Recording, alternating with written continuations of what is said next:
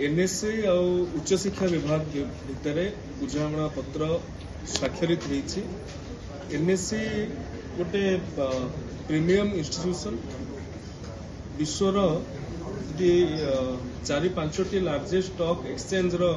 कथा आसे ता भितर एनएससी आसी थाए एवं एनएससी द्वारा अनेक जो स्टॉक ब्रोकर बा पॉलिसी ब्रोकर ये गोटे आज दिन में गोटे सम्मानजनक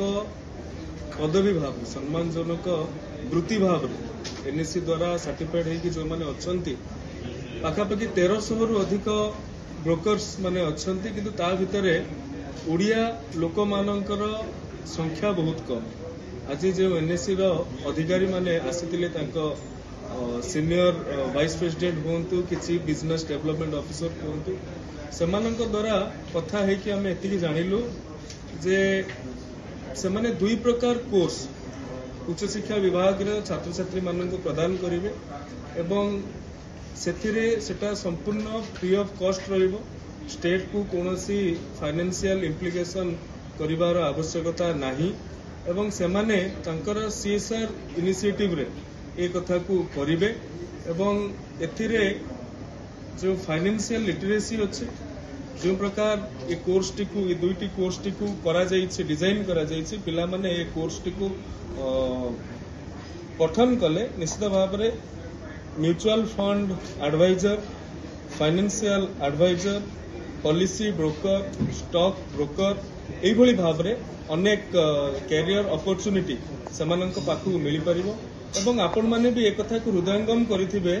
जे ओडिसा रो कॉमर्स पढ़ुथुबा पिला माने गोटे कन्वेंशनल बा पारंपरिक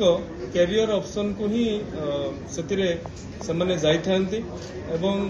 अनेक समय से सफल हुंती अनेक समय सफल हेई पारंती नाही तांको पाखरे गोटे वाइड रेंज रो तांको पाखरे गोटे कैरियर अपॉर्चुनिटी नथा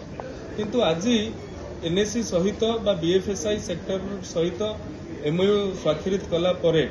सेमाने जो कोर्स प्राप्त करिवे सेटा तांको आगामी दिन में जॉब अपॉर्चुनिटी आनी देबार बहुत बड़ सक्षम हेबो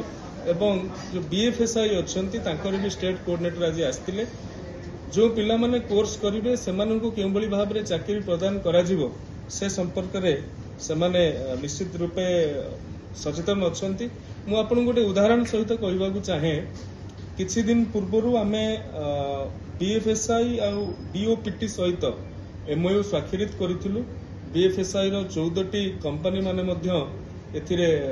जोग देइथिले सेथुरु बजाज फिनसर्व एका कहितिला जे 5000 पिला माननकु से चाकरी देबो बोली। आजिर दिन रे 11/4/2025 रो हम पाखरे उपलब्ध डाटा अनुसार 394 जन पिला 58टी कॉलेज 14टी कंपनी भितर मु गोटे कंपनी कहूँ 58टी कॉलेज रु 394 पिला एथिरे पार्टिसिपेट करथिले एवं 238 जन पिला ऑलरेडी से माने ऑफर लेटर पाई सारिछंती। तेणु करी ये हमरो पिला माननकु गोटे कन्वेंशनल कैरियर ऑप्शन रु बाहर को जाइकी आजिर दिन रे देश विश्व रे जहा ट्रेंड करुची से विषय रे आगु नबा पई एक बड़ उद्यम बोली मु आशा प्रकट करुची। एनईपी 2020 रो प्रणयन हला परे ए प्रकार कोर्स गुडी को मध्य क्रेडिटाइज्ड करिया पई अर्थात करिकुलम रे भर्ती करिया पई मध्य राज्य सरकार आगामी दिन रे योजना प्रस्तुत करिवे। धन्यवाद।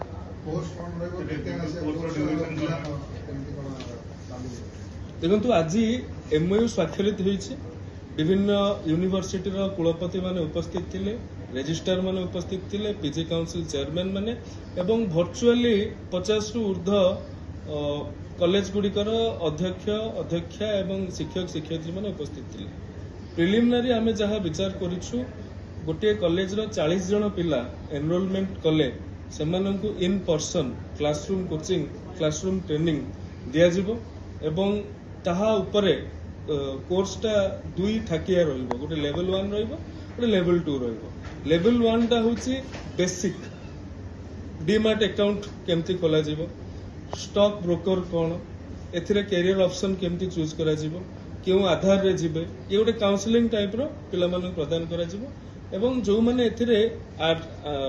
आग्रह प्रकाश करिवे सेमानन को लेवल 2 लेवल 2 हूँ 30 घंटिया कोर्स एवं लेवल 1 हूँ 20 घंटिया कोर्स एवं आज भी जो मानस मंथन है से कथा को मध्य आमे आमर जे ओसेक अच्छी Odisha higher education council Odisha state higher education council सेमान मध्य से पाठ्य ये जो कोर्स ऑफ स्टडी को मध्य वेटिंग करिवे पाठ्यक्रम को क्रेडिटाइज करिया दायित्व भी तांकर तेणु जहाँ आज दिन में आसी अन्य मानक भी आम कही लिखित आकार दिंतु से कथा को मध्य एथिरे आमे इनकॉर्पोरेट करू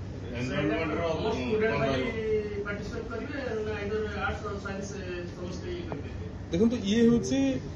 कॉमर्स स्टूडेंट मानक गोटे भल अवसर तार अर्थ नुहे जे अन्य माने एथिरे सामिल हो पारिबे नाही ग्रेजुएशन रो शेष वर्ष जो पिला माने